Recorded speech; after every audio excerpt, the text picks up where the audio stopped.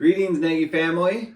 Thank you for a fantastic 2024 March Madness. I promised a historic run to the Final Four, and it has been historic. So you might wonder what I'm here for, and that's sometimes what I wonder too.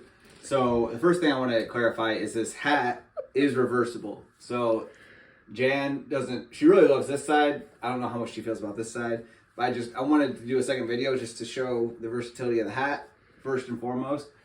Second and foremost is I want to break down what made this historic runs. So I'm going to start with the teams that didn't win it all. So Purdue did make their first Final Four since 1980. NC State made their first Final Four since 1983.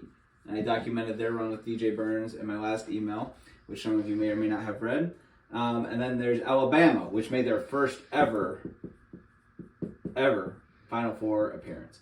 So I promised history. You got history. That's pretty cool. Now to talk about UConn. So Emmy June has been in front since, I think, the Sweet 16. And she needed UConn to the championship and UConn to win, and she got it. And so congratulations. I called today, congratulated Emmy June on her championship, and she seems mildly excited. I asked her what led to her picking the UConn, and she said, I'm supposed to pick the winner, right? That's not what she said. She said, mostly just pick higher seeds, which is a pretty good strategy. So anyway, UConn. I just want to spend just a moment breaking down this historic run because it is insane. So they're the first team to repeat since 2006-2007 Florida Gators. The previous team that's done it was the 91-92 Duke team. Both of those teams brought back largely the same team.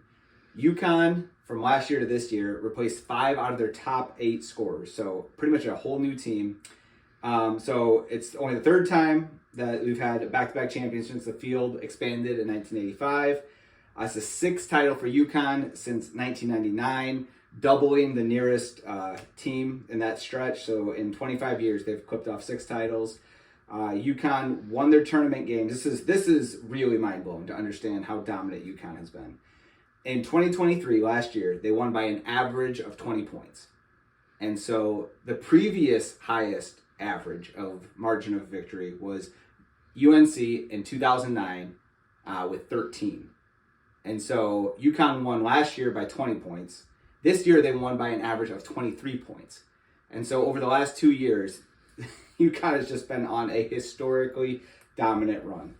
So just want to share some of that. I just think it's really cool. It's one of the reasons I love March Madness. As much as I was kind of hoping for Purdue to win so my mom would win, UConn seeing the dominance over the course of the entire tournament this year and last year was really neat. So that's all I got. Thank you, everyone, as always, for participating in the Gnagey Bracket Challenge. It is a lot of fun to see the different teams, the different brackets, and I enjoy it so much. And so thank you for being a part of it. And I hope you guys have a great rest of the year. I will probably not have a trophy ceremony because it's out in Virginia, but I'll also note the Virginia Gnagey's taking the last 2, with Matt and Jen taking it last year and Emmy June taking it this year. So Virginia Gnagey's are doing strong, doing well. The rest of us need to step it up a little bit, myself included.